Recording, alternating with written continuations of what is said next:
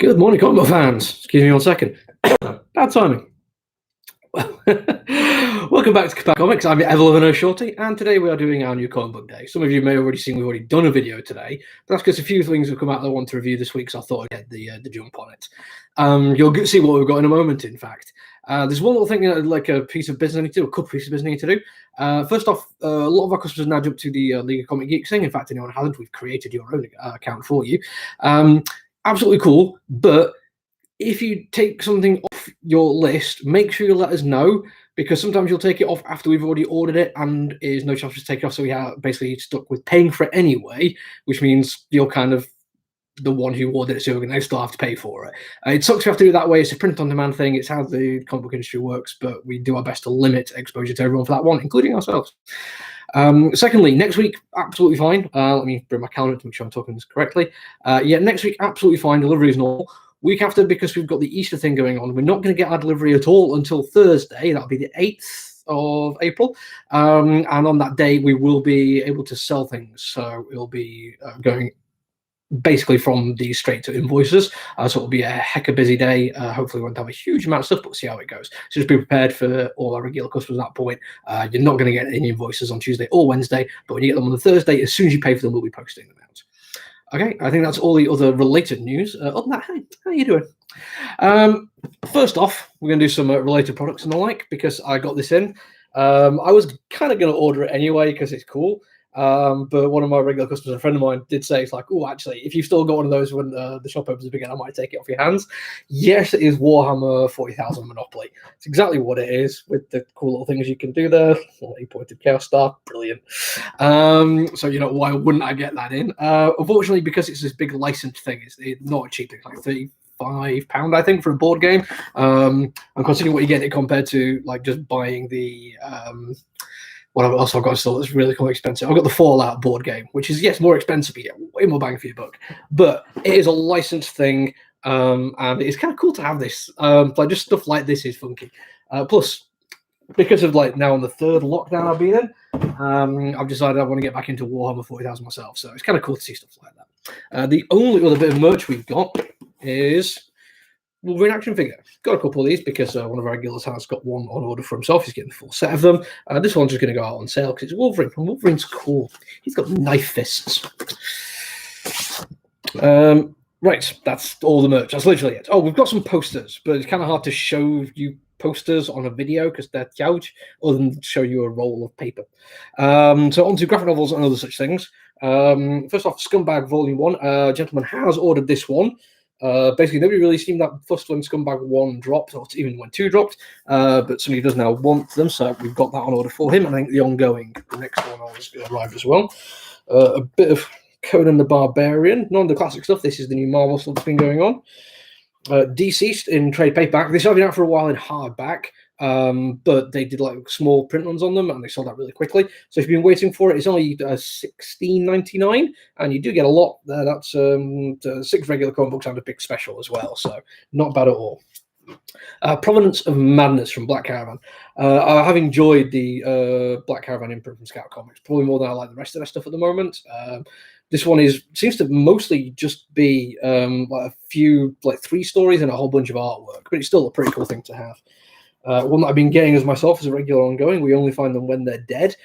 This is very, very good value for money. It's only £7.50. So usually when we do the like $10 comic books at £9, that's like the fairly standard exchange rate.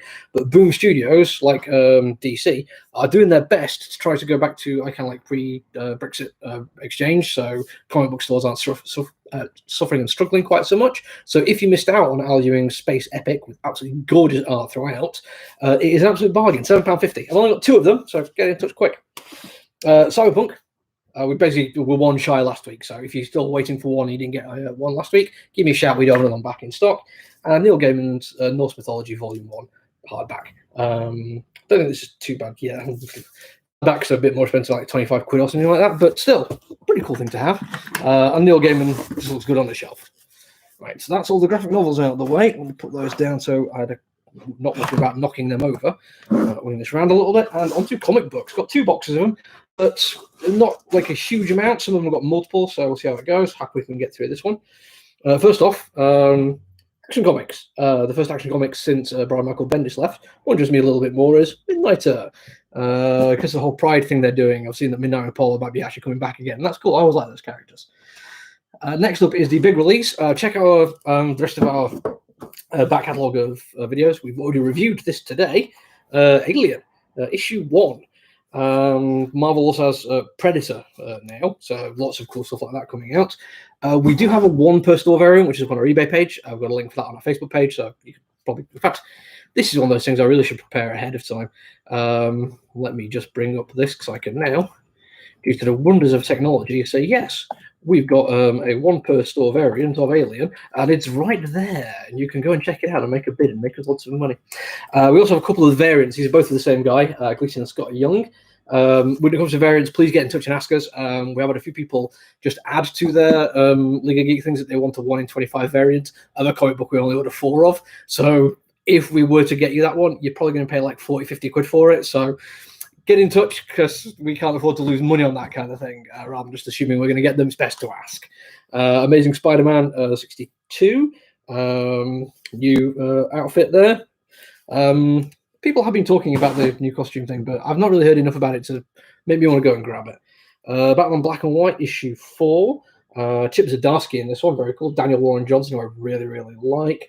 Becky Cloonan, Rachel Dodson, Terry Dodson, Simone DeMayo, Carl Kershaw. Yeah, a lot of creators. I like it when they do these stuff. Batman White Man presents Harley Quinn, which has been and continues to be excellent. Regular cover there for everyone else. For me, I get the variants. I think they're cool. And weirdly, because these are all nice shiny cardstock covers, the variant of this one costs exactly the same as the regular. So, yay! First, another Infinite Frontier one, Batman versus Superman. Really don't know much about the Batman Superman one. A shiny cover, but not enough to make me want to go and read it. Barb Alien, Red Planet.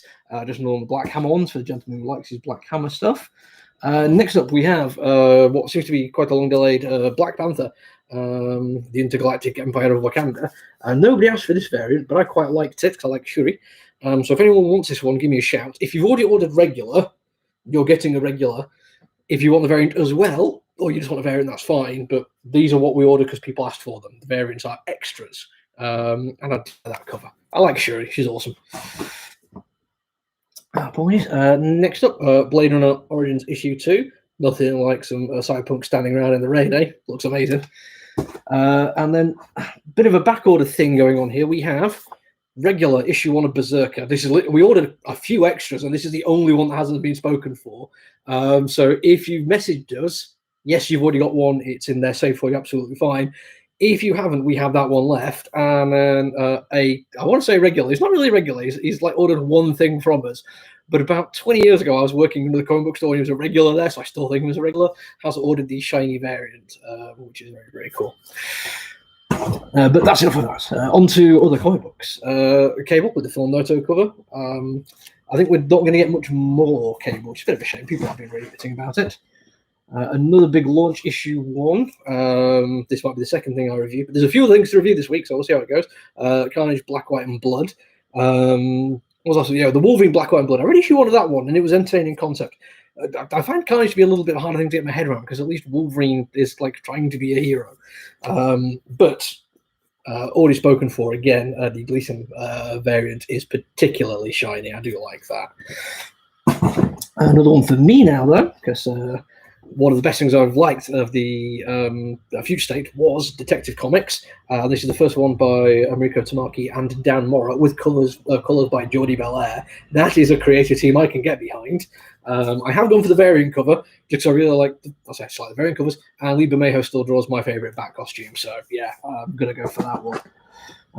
Dryad from Money Press, just for the person who gets Dryad still. June House of Atreides, which is still a very cool looking comic book, but I think I'm going to prefer reading that one when it's completed. So I can't go by the handful here. Dungeons and Dragons: Spine of the World, issue 4 might be the last one of the series, might be the penultimate. I can't remember if it's 4 or 5. But who doesn't love Dungeons and Dragons?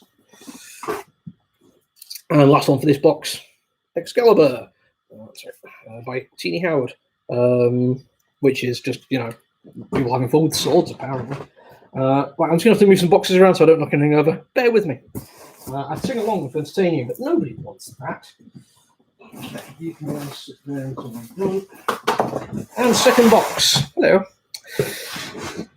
This straight up is one of those things where I said people should make sure they keep the thing up to date, because Fear Case issue 1 second print has come out. And I'm trying to remember who's down for it, because I currently only have one person down for Fear Case, where I used to have two.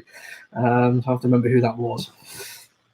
Brand new Firefly now, literally called Firefly, brand new verse, with new crew taking over Serenity, captained by the daughter of Wash and Zoe, which could be cool. I think we might have a spare two of that one if I want to give it a try. I like the idea of actually doing an expanded kind of Firefly universe. Been a big fan of Firefly since a very long time ago. Guardians of the Galaxy, nice, cool, bold cover there. Is that still Ewing? Yeah, he's still kicking ass. Two covers here, so I'll go on to the variant again. I do like that one. There's a lot going on there, but there's something to be said for just that cover. I don't know what's going on inside it, but hopefully that's indicative of having an awful lot of fun. Give me 1 second. I need to quickly bring something else up on my screen. Having more than one thing that I need to share links to. There we go. Jump back over to here, because our next thing is the brand new Harley Quinn, issue 1. I do like that art styling. Kind of suits the character. Still exceptionally feminine without being like over sexualized. It looks more like it's a lot of fun. And there is also another one per store variant of that one. This one's slightly different because it is a Previews UK exclusive. So because Previews doesn't deal with DC in the States anymore. So just the UK stores get one. So if you see one and you're in America and you're wondering why it costs so much to get one, that's why. The postage is probably going to be quite a lot.